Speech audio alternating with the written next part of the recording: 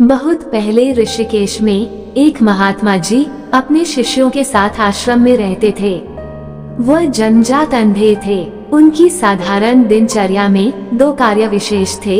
एक, वे हर रोज अपने शिष्यों और जनता को धार्मिक प्रवचन देते थे तथा दूसरे, वे संध्या काल में पहाड़ी पर अकेले घूमने जाते थे। उनके अनेक शिष्यों में से एक शिष्य इस बात से अति विचलित हो जाता था। जब तक महात्मा जी लौटकर नहीं आ जाते, वह परेशान रहता था। एक दिन उसने गुरुजी से कहा कि आप हर रोज अकेले ही पहाड़ियों पर घूमने जाते हैं, जिनके दोनों तरफ गहरी गहरी खाइयां हैं, पानी भी बहता रहता है और फिसलन भी होती है। क्या आपको गिर जाने का डर नहीं लगता? महात्मा जी ने उस समय अपने इस शिष्य को कोई उत्तर नहीं दिया। अगले दिन जब वह संध्या काल में पहाड़ियों पर घूमने जाने के लिए चलने लगे, तब उन्होंने अपने उस जिज्ञासु शिष्य को बुलाया और अपने साथ चलने के लिए कहा। उन्होंने उस शिष्य से कहा कि तुम मेरे साथ ही पहाड़ी पर चलते रहना और जब कोई गहरी खाई आए तब मुझे बता देना।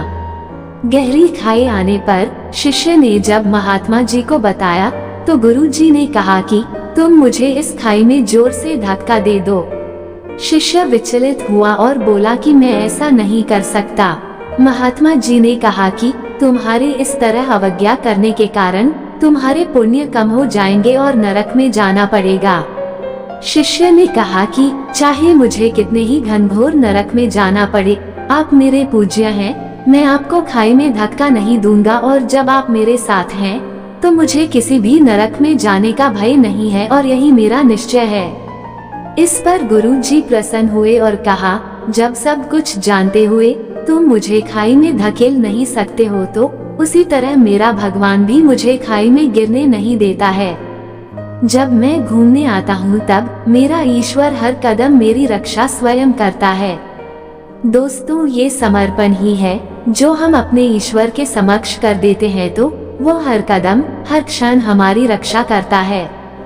हमें वह भले ही दिखाई नहीं देता हो, परंतु वह हर समय हमें देखता है, हमारी रक्षा करके हमें मार्गदर्शित भी करता रहता है।